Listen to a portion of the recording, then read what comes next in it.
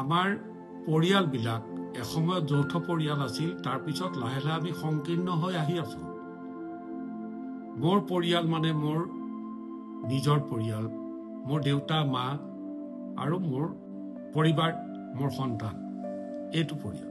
তাৰ পিছত আহি পেলাই হ'ল যে মোৰ দেউতা মা এটা পৰিয়াল। আমি কেতিয়াবা দেউতাক কওঁ যে তহঁতৰ পৰিয়ালটো এনেকুৱা কামবিলাক নকৰিবি, তহঁতৰ পৰিয়ালটোৰ হেঁচা মই ল'ব নোৱাৰো। তহঁতৰ পৰিয়াল মানে মোৰ দেউতা মা বেলেগ পৰিয়াল, মই বেলেগ পৰিয়াল, মোৰ সন্তানসকলে সৈতে, নহয়নে? এতিয়া মই বুঢ়া হলো, গতিকে মোৰ সন্তানসকলে নিজে ক্ষতি খাব পৰা হ'ল।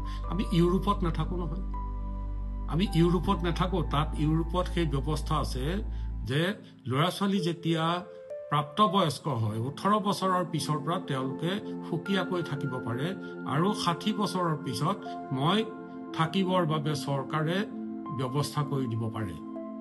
বহু জেগাত আছে যে 60 বছৰৰ ঊৰ্ধত মোৰ বাবে চৰকাৰে থকাৰ ব্যৱস্থা, মোৰ বাবে চৰকাৰে ৰিক্ৰিয়েশ্যনৰ ব্যৱস্থা, কাৰণ মোৰ কথা পাতিবলৈ লগ নাই।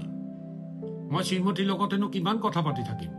মোক লগ বন্ধু লাগিব, মোক ল'ৰা ছোৱালী লাগিব। সেইকাৰণে মোৰ সেই ব্যৱস্থাটো যিহেতু নোহোৱা হ'ল, গতিকে চৰকাৰে এটা ৰিক্ৰিয়েশ্যনৰ ব্যৱস্থা, য'ত একে বয়সৰ বা তাতকৈ অলপ ইফাল সিফাল বয়সৰ মানুহবিলাক একত্ৰিত হয়, আৰু তেওঁলোকৰ লগত কথা পাতিবৰ বাবে কিছুমান স্বেচ্ছাসেৱকক ৰখা হয়।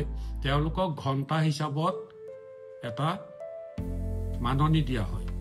এইটো হ'ল ইউৰোপৰ ব্যৱস্থা। আমাৰ ভাৰতীয় সংস্কৃতিত এই ব্যৱস্থা নহয়।